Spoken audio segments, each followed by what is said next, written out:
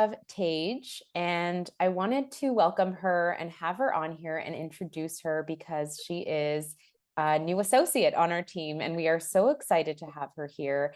And I wanted you to get to know the incredible person that she is. So I brought her here today to ask her some questions about herself and her practice. And so, first of all, welcome. Thank you for being Thank you. here.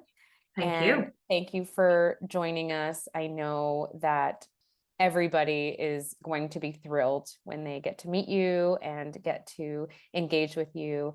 So, first, if you could tell us a little bit about yourself, what are your qualifications, and how do you relate to this field?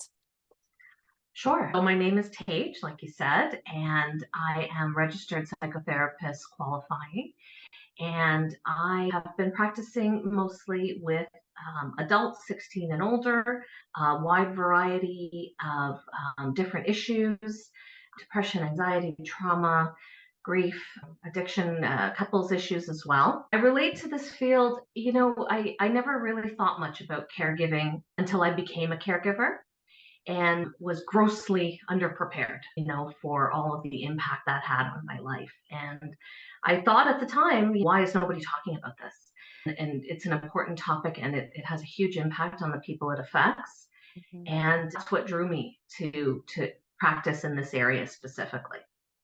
It's always empowering when someone can relate to the actual work and actually empathize with what Mhm. clients are going through. And so that was so important to me in speaking to you, is that passion. And it's evident that you have that passion. Absolutely. Absolutely. How do you find that your previous work has prepared you to be a psychotherapist? People ask me that all the time, and there's a lot more overlap than you would expect. In previous work experience, I was in a position where I would gather data from multiple sources, put it together, and come up with the story, the so what does it mean? What are the insights? Like putting together pieces of a puzzle. Mhm. And as a psychotherapist, I find there's a lot of that as well, right?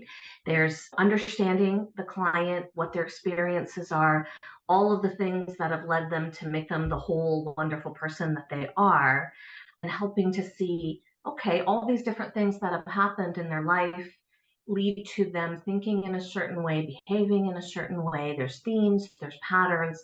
And so the underlying curiosity, analytical, problem solving approach is relevant in both careers. Just working with patients, in the private industry gave me a different perspective. I as opposed to working with people one on one in my previous career, I was working on a bigger scale. So I have a very broad understanding of healthcare in Mhm. Ontario, of Mhm. how the payer landscape works. So, insurance companies, government, how patient support programs work, things like that.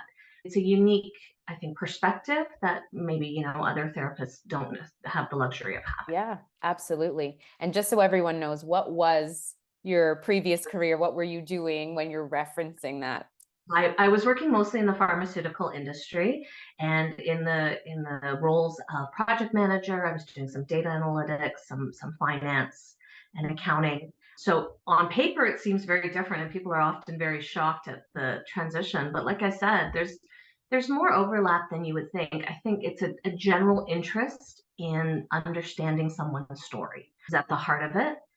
Empathy, for what people are experiencing, and problem solving and analytical approach and solution Mhm. focused. Yeah, yeah. There's a component of understanding, validation, normalizing feelings, but there's also, okay, now what? Yeah. This is where we are, and now what? Yeah, absolutely. When it comes to engaging with those clients and going through that therapeutic process, a lot of people are interested in different modalities, what Mhm. people are using and applying. What are some of the modalities that you use in your practice? It's very client centric. So, as I meet each client, I apply different approaches based on what I think is appropriate for their specific situation and personality. Mhm. So, I do use cognitive behavioral therapy, CBT, to help identify underlying thoughts and perceptions that might be driving feelings and behaviors that people aren't I'm interested in continuing. I use dialectical behavioral therapy. I really enjoy the mindfulness component of that. I use emotionally focused therapy, specifically attachment component of that, because I think that's really relevant. And also very solution focused, as I mentioned, keeping an eye on, okay, where do we want to get to from here? Mm-hmm. What does Mm-hmm. success in therapy look like? And how do we collaboratively, me and the client, get there? Mm-hmm. Yeah, it sounds like you have a knowledge of so many different approaches that you are tailoring that to what the client's needs are in that moment, Yeah, which absolutely. is great and so important. Yeah, absolutely. And not every modality works for each Yeah. client, so you have to assess the client, get a feel for what they might be comfortable with, and try different approaches, and it's a collaborative process, right? It's not just me saying, we're doing this. It's, this is what I'm thinking, and how does that sit with you, right? Mm-hmm. Because Yeah. I may be the expert in the specific intervention, but I'm not the expert in the client, right? Mm-hmm. So they have to come with their ideas and thoughts on what works for them as well. Mm-hmm. Yeah. Absolutely. hmm And taking that one step further, how do you feel that you then apply all of that to caregivers specifically in practice? It's kind of a multi-pronged approach, I think, for caregivers. On the one side, there's a lot of validation and normalization of feelings. I think a lot of caregivers feel a lot of guilt and shame and all these negative emotions related to caregiving that they think something's wrong with them for feeling that way, and so understanding, validating, and normalizing that as part of the caregiving Mm-hmm. journey is a part of it.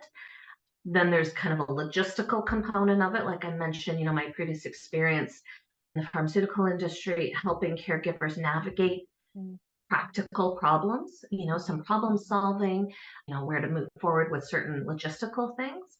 And then finally, there is helping clients understand how their thoughts and perceptions about certain things may be driving feelings and behaviors that they're not happy about. you Mm-hmm. know Yeah. where does that come from? Why does that make sense based on who they are and their experiences? And how do we go about challenging things, reframing things, so that they can potentially see things in a different light, which will then drive less negative feelings and behaviors. Mm-hmm. That's That's, fantastic. yeah. That's great. I think we've gotten such a great scope and idea of who you are in practice with your clients and what you bring to clients.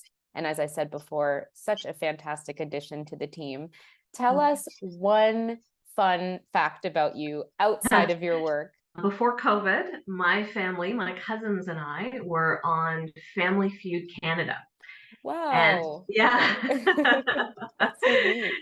Yeah, and we won. We won 3 episodes in a You row. did? Oh, I have to Yeah. look that up. Yeah, That's so cool. we it was a fantastic, fun family bonding experience. Something we Wow. just kind of threw out there as a whim, and it all just kind of came together, and yeah, we got to Wow. be on TV. Yeah, go look up the fun side of Yeah. Tage. Well, thank you so much for being here, and I'll put everything, all your info, so that people can reach out to you and see how you can work together. Fantastic. Thank Yeah, you. thank you.